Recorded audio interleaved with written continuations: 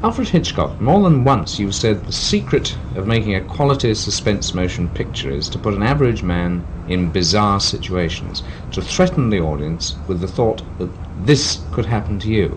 And this seems an oversimplification, but is it basically what you're still trying to do? Actually, the central figure who is, shall we say, being attacked or on the run, if he's a familiar figure, average man, and also a familiar star, the story values are increased accordingly. In other words, if you walk along the street and you see a street accident and a man's lying there, you say, poor fellow, knocked down by an automobile. Take a second look and it's your brother. Look at the difference in the emotions. And that's why not only the identification, but the quality of identification also matters and is a contributory thing. I'm told that in Torn Curtain, which is your 50th film, you've taken the gloss out of a Hollywood film by a completely new lighting technique. Can you enlarge on this a little? Well, if I can express it simply, in the days of monochrome, black and white photography, there was always in the early days a tendency for the figure to be mixed up with the background. So the cameramen solved this problem by backlighting. They used to have a highlight and give the person a halo. So that white line separated them from the background. And then there was another thing that the cameramen tried to do, is to overcome the two-dimensional effect by what they call modeling the person, by giving them cross lights and so forth. Well, this carried on into color, where it was quite unnecessary because color separates itself. The face against a grey wall, or a woman in a green dress and a dark red wall, created its own separation. So the need for the backlighting became unnecessary. And it did tend to brighten color and give it a gloss. Well, I decided that it wasn't necessary to model so much. Color took care of that, and it should be softer. So the whole film was shot with reflected light rather than direct light. So in a sense, to achieve this effect, you've done less rather than more. Much less, because in the average room, if you look around you, you are living in reflected light. Even though the sun may not be coming directly through the window, strong light is coming through. It hits the ceiling and the walls, and the light bounces off, and that's the light that you live in. I haven't seen the film, so what effect does it have? Well, it has the effect of a much softer, more naturalistic effect. There is, I think you'd agree, Mr. Hitchcock, a Hitchcock woman, very tall, very cool, iceberg outside and dampened down fires within. Now, I know you've never submitted to the psychiatrist's couch, but have you any idea at all why you have this obsession with this kind of woman? I'm only obsessed because I don't believe in stamping the woman with the word sex all over her. I think it should be discovered in the course of our getting acquainted with her. And it's more interesting for this thing to be not apparent. In other words, we don't have to have the sex hanging round her neck like baubles all over her. I think it should be, there should be a certain mystery about it. But why is she always blonde? I mean, I think that's traditional. I think that's that dates back to Mary Pickford. You know, if you remember, tradition of the cinema is that the hero was always a dark man, and the heroine was always a blonde. I think it's the simplification of identification, really. Are you a traditionalist? Oh, completely, yes. You mean in regard to films? Oh, yes, I think one of the most essential things in a film is visual clarity. I think an audience should be given all the facts. For example, if you take suspense, suspense can only be achieved by telling the audience as much as you can. I don't deal in mystery. I never make whodunits. No. Because they're intellectual exercises. You're just wondering. You're not emoting. Mm. My old analogy of the bomb. As an example, we could be blown up this minute and the audience would get 5 seconds of shock. But if we tell them 5 minutes ahead of time, there is a bomb that's going to go off. Now we get 5 minutes of suspense. Where we didn't have suspense before because the audience were in ignorance, you see. That's a big difference. I'm very much interested in your attitude to actors, because you once said that film stars are only puppets to be used in films. Walt Disney, you said, had the best idea. When he didn't like them, he tore them up. Now this implied, and that's an understatement in itself, that you haven't got a very high regard for actors, or is it only stars that you object to? I think it's the difficulty of stars. They want to be writers today, you know, they want to be producers. They won't stick like any decent cobbler would to their lust, you know. And I think that's one of the big problems when an actor wants to rewrite and arrives on the set with his scene already. I had that occasion happen to me once. An actor came with a scene completely rewritten. At 9 a.m. I said, what about your co-star in the picture? She doesn't know a word of this. Hasn't been able to learn a word. Don't you have any regard for her? Not at all. It was just that he wanted to change the scene because it wasn't permitted, naturally. You don't think then that the actor can contribute anything artistically? I mean, I don't mean just in his performance, but in... Well, I think he can contribute a lot in performance and interpreting the role and come with bits of business and that kind of thing.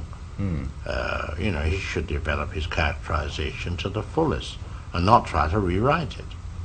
But when you say rewrite, do you object to the altering of 1 or 2 words? No, not at all. But I do object to changing storyline and that kind of thing.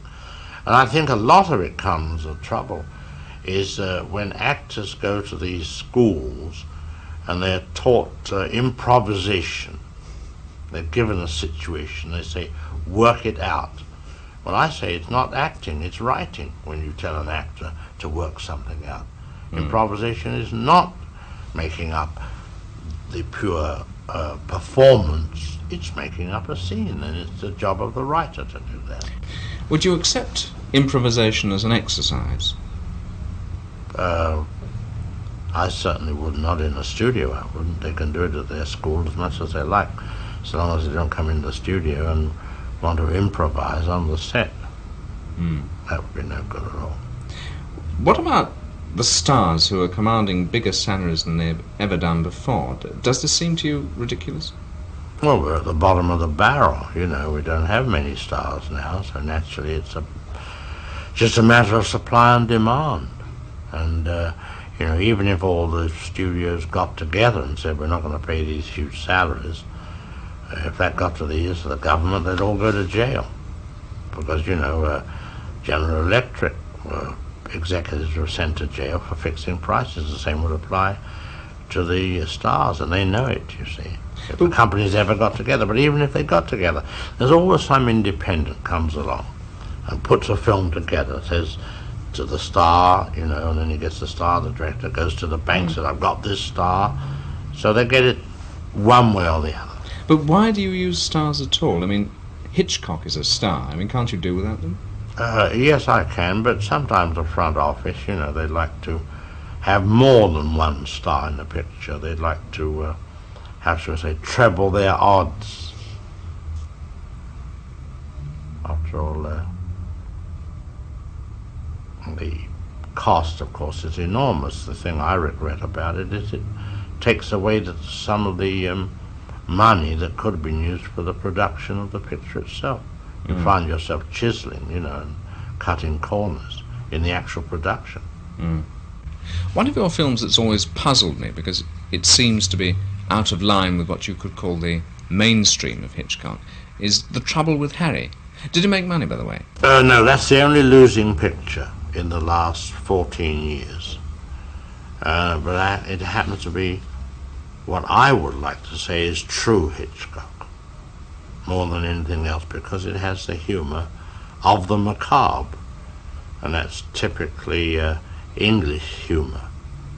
You know, the famous story, which is always quoted as an example of the humour of the macabre by the Londoner, when an English comedian died or was killed in the last war, and at the cemetery the bulk of the mourners were fellow comedians, and one mischievous young one leaned to an old one and said, "How old are you, Charlie?" And the old one said, "Oh," he said, "I'm 89.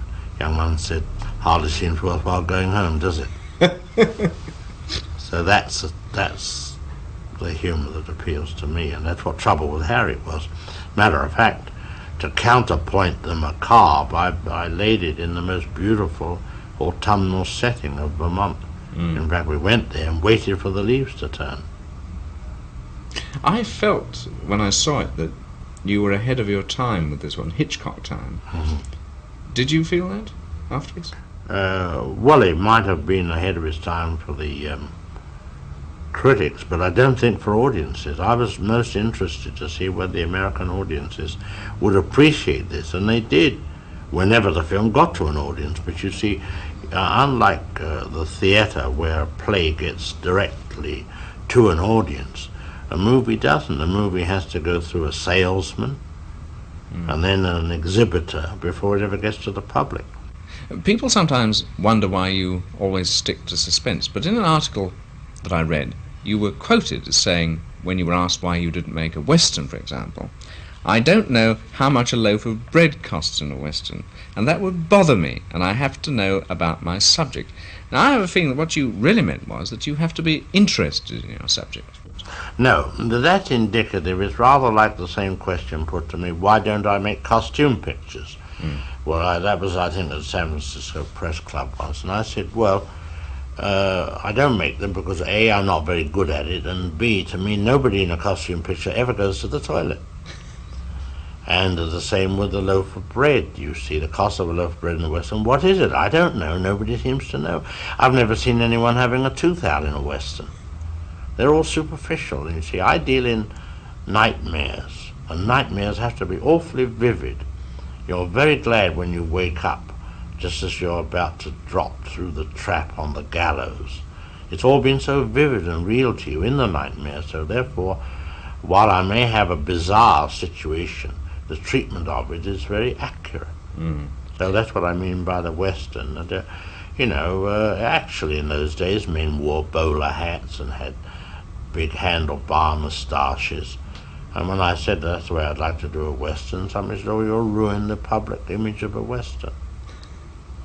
Where does your obsession with murder and crime spring from? Have you ever tried to look at it? Nowhere particular. I think it's an interest that many English people have. After all, they always have the most, how should we call them, literate crimes in this country, whereas everywhere else they just shoot and run, Here they're nicely done with arsenic or bathtubs and that sort of thing. I don't know if the two things go hand in hand, but I've heard that you're something of a practical joker. What kind are you? I mean, I hope you're the kind who only wants to mystify, not to hurt or cause distress. The whole practical joker, I don't do it now, I used to do it years ago, is a joke that doesn't hurt at all. It bewilders. For example, many years ago I gave a dinner party for my wife on her birthday. It was held in a garden in a restaurant in Los Angeles, table for about 14 people. So I decided to get casting to get me a lovely aristocratic elderly lady.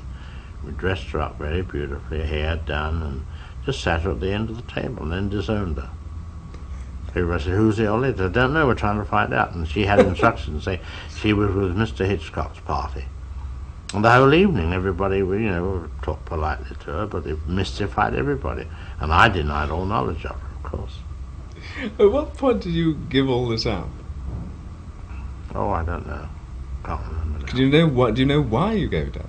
You just grow out of it. I once gave a dinner in London and where the food was all blue. Everything was blue. When you broke open your dinner roll, the bread was blue inside. Blue soup, blue trout. What sort of effect did this have? Well, it was rather revolting to start with, because blue is not the colour of any food. That's the whole point. But was the joke that they didn't even realise that perhaps they thought that they were the only people who thought the food was blue? No, it was in a private room, a private dinner party. I think Sir Gerald de Maurier was one of the guests. Gertrude Lawrence was another. I only had about half a dozen of us. Mm. Your television series, Alfred Hitchcock Presents. Now, I know you didn't direct all those films yourself, but is the technique that you adopt there basically the same as you use for the cinema, or quite different? Mm.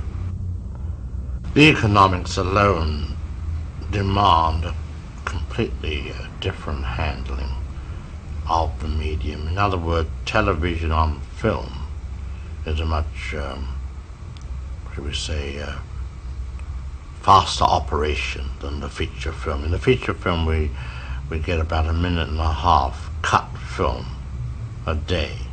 Mm. Television we get 9 minutes. So it's totally a different thing altogether. When you consider for an hour show, which means an actual 49 minutes of film, the rest is commercials and the framework, for $126,000, which is roughly £40,000.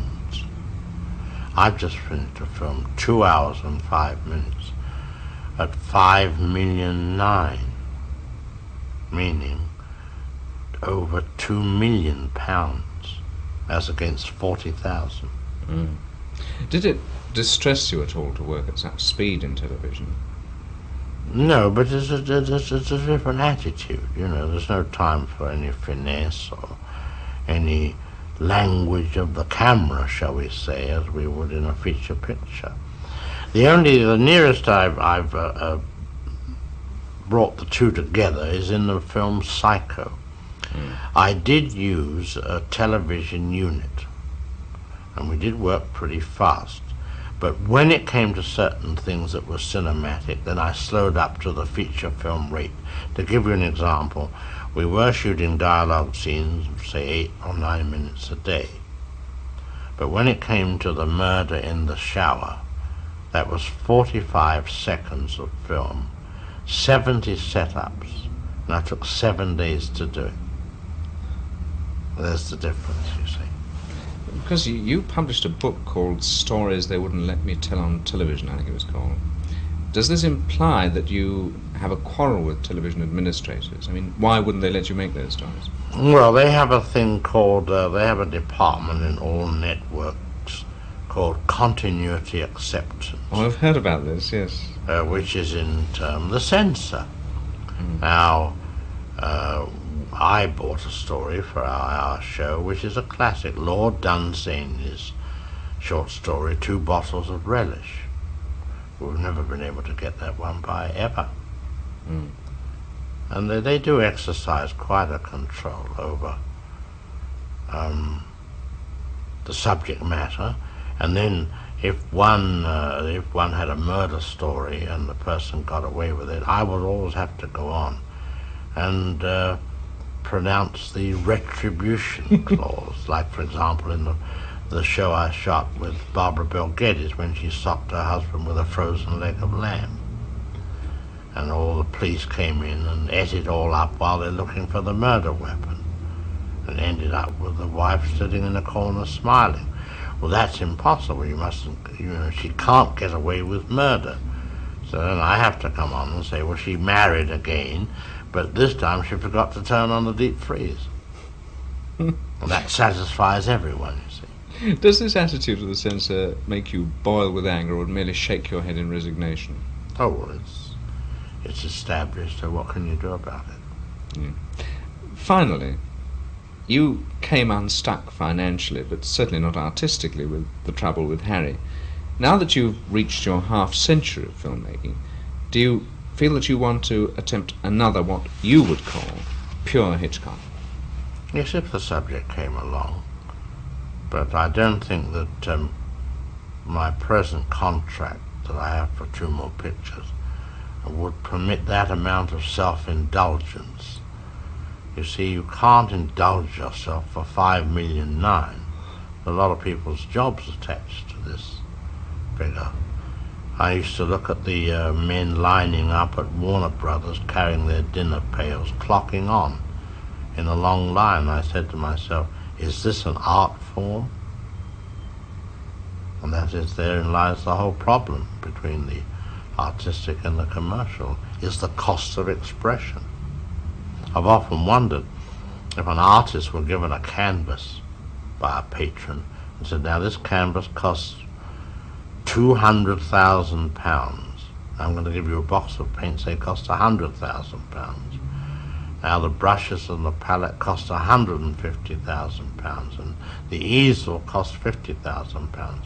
Now you go ahead and paint me a picture that will be a masterpiece and bring that money back.